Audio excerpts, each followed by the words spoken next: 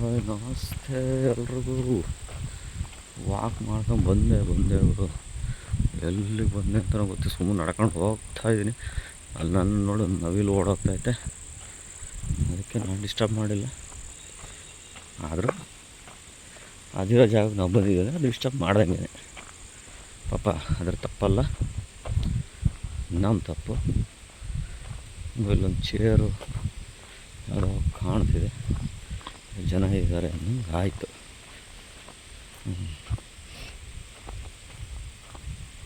ಯಾವುದೋ ದಾರಿ ಆಯ್ತಲ್ಲ ಅಂತ ಸುಮ್ಮನೆ ಬಂದೆ.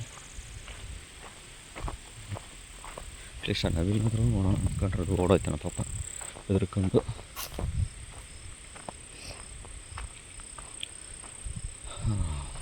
ಬಿಡ್ರಿ ಹೊಸ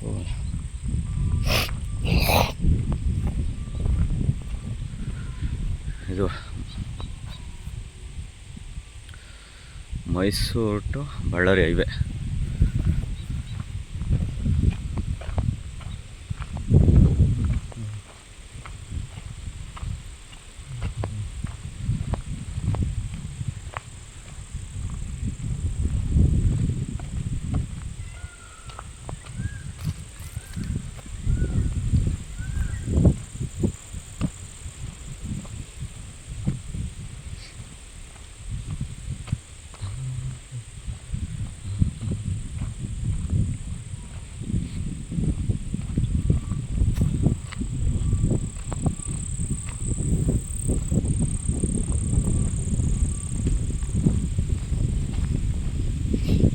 ಬಂದೆ ನಡ್ಕೊಂಡು ಸುಮ್ಮನೆ ಬಂದುಬಿಟ್ಟು ಎಷ್ಟು ದೂರ ಬಂದೆ ಅಂತಲೂ ಗೊತ್ತಾಗಲಿಲ್ಲ. ಅಷ್ಟು ದೂರ ನಡ್ಕೊಂಬಂದಿನಿ. ಈಗ 5 ಕಿಲೋಮೀಟ್ರ್ ಅಂತ ಬಂದಿದ್ದೀನಿ ನಾನು.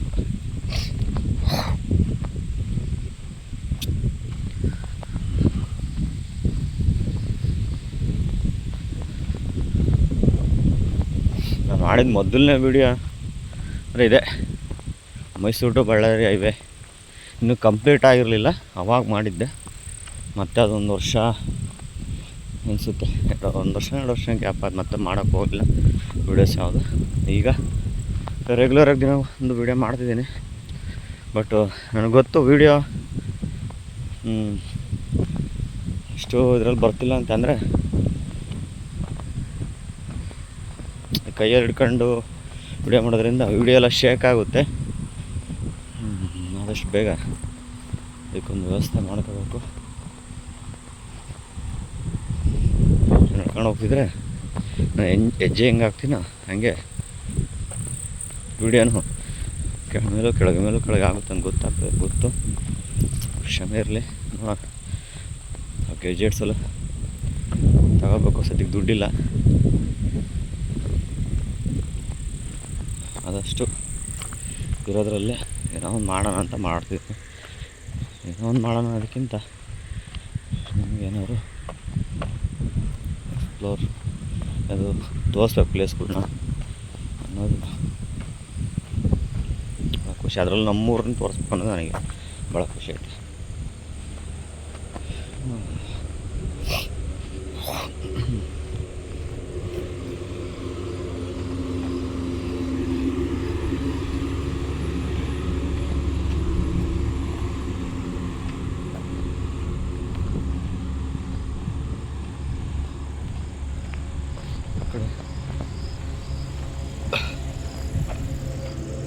ಕಡೆಯಿಂದ ಆ ಕಡೆ ಹೋಗೋಣ ಅಂದ್ಕೊಂಡೆ, ಒಂದು ಕತ್ಲೈತಲ್ಲಿ ಯಾಕೈತು ಏನು ಕತೆ. ನಾನು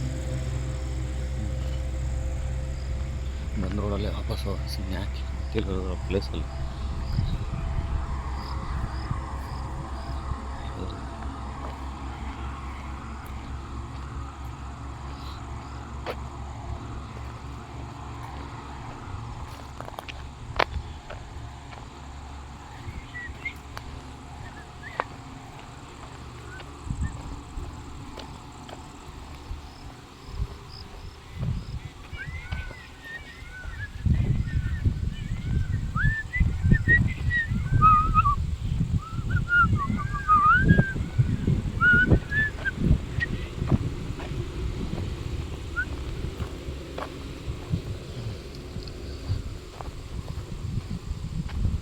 ಬಂದಿದ್ದೀನಿ. ಹೆಂಗೆ ಹೋಗಕ್ಕೆ ಹಂಗೆ ಬರ್ತೀನಿ.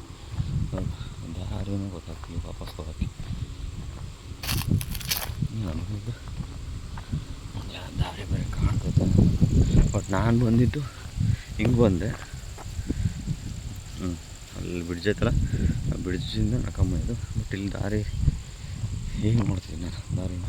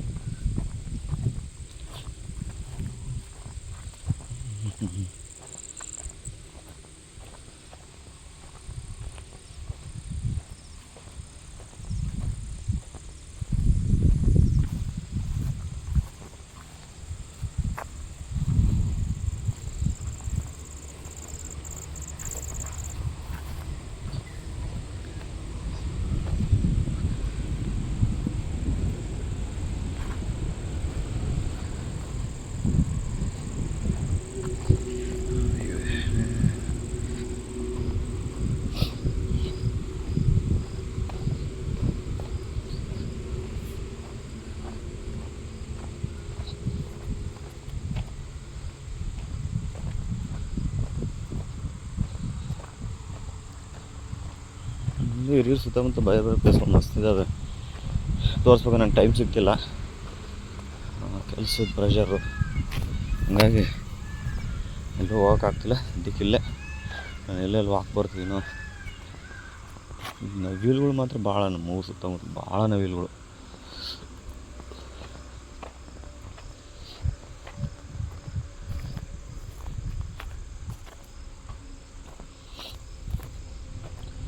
ಒಂದ್ಸರಿ ಅನಿಸುತ್ತೆ ಈಗ ರಾಷ್ಟ್ರ ಪಕ್ಷಿ ನವಿಲು ನಮ್ಮೂರಲ್ಲೇ ಜಾಸ್ತಿ ಇರೋದು, ಎಲ್ಲ ಕಡೆನೂ ಇದೇ ಥರ ಐತಾ ಅಂತ ಅನ್ಸುತ್ತೆ ಒಂದ್ಸರಿ.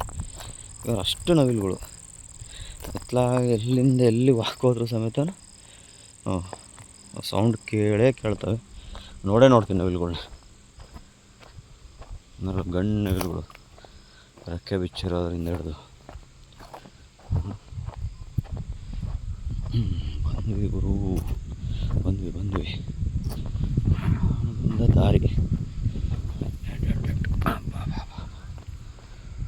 ಹಾಂ, ಇದೆ ಇದನ್ನೇ ಬಂದಿದ್ದೆ.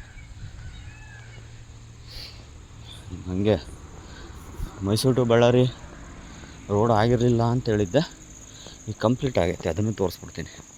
ಫಸ್ಟ್ ವೀಡಿಯೋದಲ್ಲಿ ಕಂಪ್ಲೀಟ್ ಆಗಿರಲಿಲ್ಲ ಅಂತ ಒಂದು ವೀಡಿಯೋ ಮಾಡಿದ್ದೆ, ಇನ್ನೂ ಮಾಡ್ತಾನೆ ಇದ್ದರು. ಅವಾಗ ಮಾಡಿದ್ದು ಕಂಪ್ಲೀಟ್ ಆದಮೇಲೆ ಸರಿ ತೋರಿಸ್ಬೇಕಲ್ವ.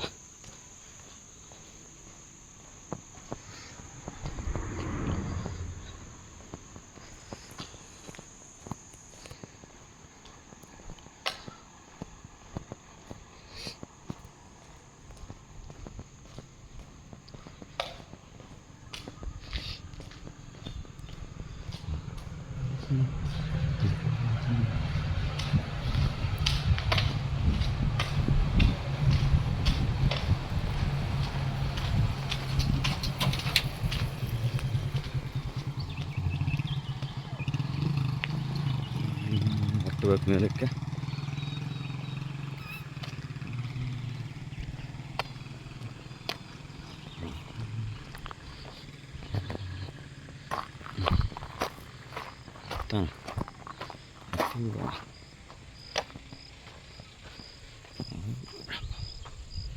ಯಾರುತ್ತೆ ಗುರು ಮಣ್ಣು.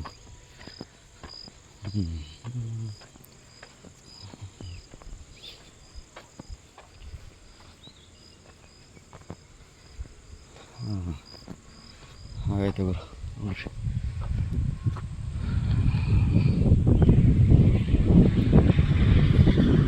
Mysuru to Ballari highway.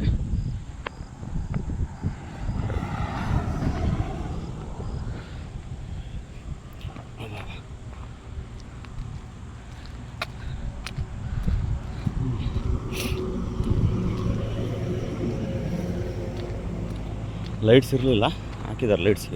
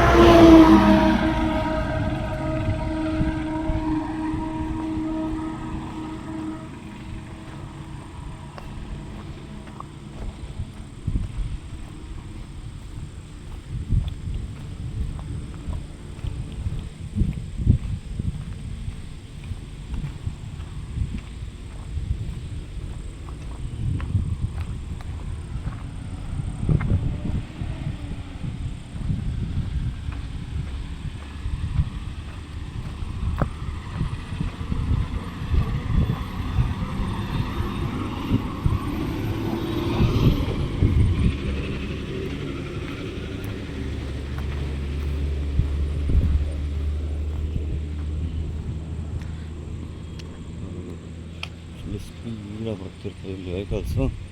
ಭಯ ಮಾಡಿದ್ರು ಕತೆ.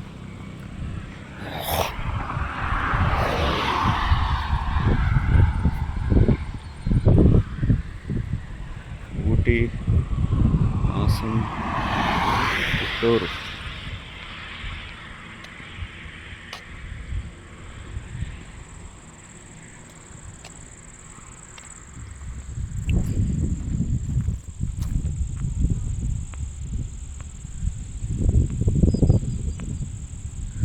ನೋಡ್ರಿ, ರೋಡಿನ ಮಧ್ಯೆ ಈ ಥರ ಒಂದು ಪಾರ್ಕ್ ಥರ ಮಾಡ್ಬೋದು ಅಂತ ಐಡಿಯಾ ಮಾಡಿದ್ದು ನಮ್ಮ ಕೃಷ್ಣರಾಜ ಒಡೆಯರ್ ಅವ್ರ ಕಾಲದಲ್ಲೇ. ಈ ಥರ ಡಿವೈಡರ್ಗಳ ಮಧ್ಯೆ ನಾವು ವೃಂದಾವನ ಅಥವಾ ಪಾರ್ಕ್ ಇಲ್ಲ, ವೃಂದಾವನ ಅಲ್ಲ, ಉದ್ಯಾನವನ, ಕರೆಕ್ಟ್, ಸಾರಿ ಉದ್ಯಾನವನ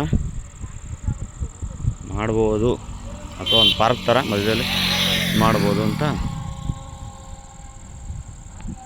ಐಡಿಯಾ ಮಾಡಿ ಅದನ್ನು ಇಂಪ್ಲಿಮೆಂಟ್ ಮಾಡಿದರೆ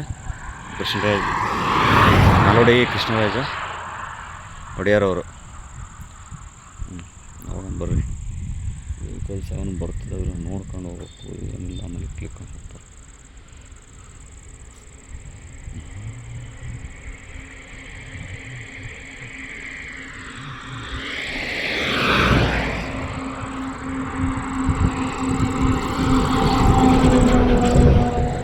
ಫಸ್ಟು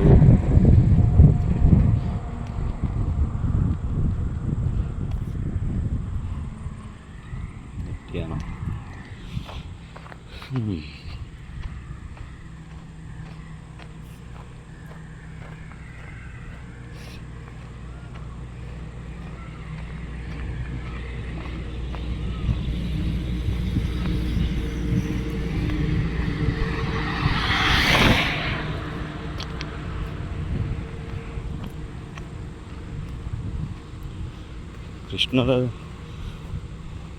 ನಾಲ್ವಡಿ ಕೃಷ್ಣರಾಜ ಒಡೆಯರ್ದು ಅವ್ರನ್ನ ಏನಕ್ಕೆ ಆಧುನಿಕ ಮೈಸೂರನ್ನ ಕತ್ತರು ಅಂತ ಕರೀತಾರೆ ಅಂದರೆ ಇದೇ ಕಾರಣಕ್ಕೆ. ಇಂಥ ಐಡಿಯಾಗಳೆಲ್ಲ ಅವರಿಂದನೇ ಇಂಪ್ಲಿಮೆಂಟ್ ಆಗಿರೋದು. 2 ಡಬಲ್ ರೋಡ್ಗಳು, ಅದರಲ್ಲಿ ಮಧ್ಯ ಡಿವೈಡರಲ್ಲಿ ಉದ್ಯಾನವನ ಮಾಡಬೇಕು, ಮತ್ತು ಹರಿಯೋ ನೀರಿಗೆ ಅಣೆಕಟ್ಟು ಕಟ್ಟಬೇಕು, ಒಂದೊಂದಲ್ಲ ಕಾರ್ಖಾನೆಗಳು,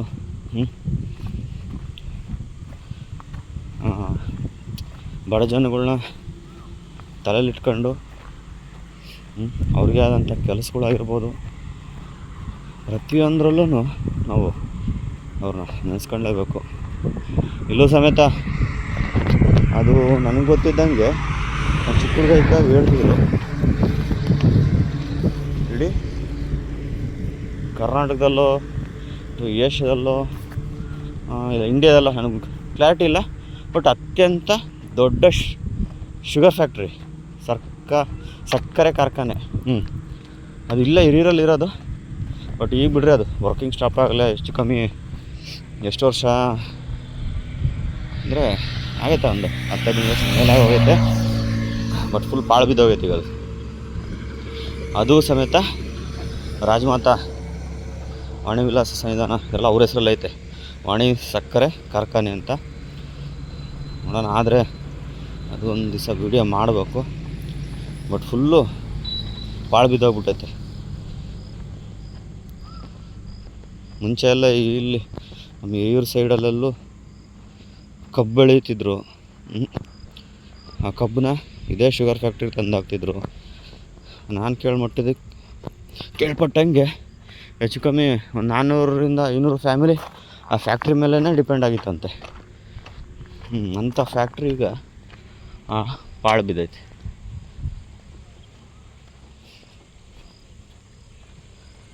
ಏನು ಮಾಡೋಕ್ಕಾಗಲ್ಲ. ಇಲ್ಲಿ ನೀರಿನ ಕೊರತೆ ಜಾಸ್ತಿ ಯಾವಾಗಾಯಿತು, ಕಬ್ಬು ಬೆಳೆಯೋದು ಸ್ಟಾಪ್ ಆಯಿತು. ಮತ್ತು ಅಲ್ಲಿ ದಾವಣಗೆರೆ ನಿಯರ್ ಕುಕ್ಕೋಡು ಅಲ್ಲಿ ಬೇರೆ ಶುಗರ್ ಫ್ಯಾಕ್ಟ್ರಿ ಸ್ಟಾರ್ಟ್ ಆಯಿತು. ಸೊ ಹಾಗಾಗಿ ಅಲ್ಲಿಂದ ದಾವಣಗೆರೆಯಿಂದನೂ ಬರ್ತಿತ್ತಂತೆ ಕಬ್ಬು. ಈಗ ಅಲ್ಲಿ ನಿಯರೇ ಆಗಿಬಿಡ್ತು, ಅಲ್ಲಿಂದ ಬರೋ ಸ್ಟಾಪ್ ಆಯಿತು. ಇಲ್ಲಿ ನೀರಿನ ಕೊರತೆ ಸ್ಟಾರ್ಟ್ ಆಯಿತು.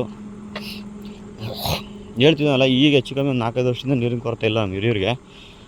ಅವಾಗಂತೂ ಬೇಸಿಗೆ ಬಂತು ಅಂದರೆ ಸಾಕು, ಸ್ಟಾರ್ಟ್ ಬರಗಾಲ ಫಿಕ್ಸು. ಮತ್ತು ಮಳೆಗಾಲದಾಗೂ ಮಳೆ ಬರೋದು ಕಷ್ಟ, ಬೆಳೆ ಬೆಳೆದಾಗ ಮಳೆ ಬರೋದು ಕಷ್ಟ, ಬೇಕಿಲ್ದಿದ್ದಾಗ ಮಳೆ ಬರೋದು. ಇವಾಗಿನ ಬರಗಾಲ ಅನ್ನೋದು ಚಿತ್ರದುರ್ಗ ಡಿಸ್ಟ್ರಿಕ್ಗೆ ಒಂಥರ ಏನೋ ನಂಟು. ಹೀಗಾಗಿ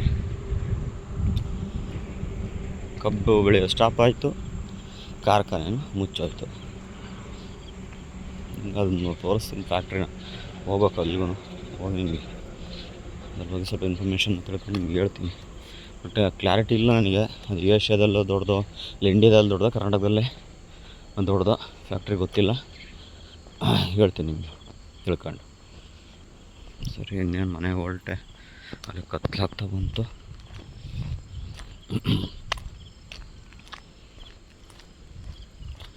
ಇನ್ನೂ ಏನಿಲ್ಲ 3 ಕಿಲೋಮೀಟ್ರ್ ಹೋಗ್ಬೇಕು ನಾನು ನಡ್ಕೊಂಡು.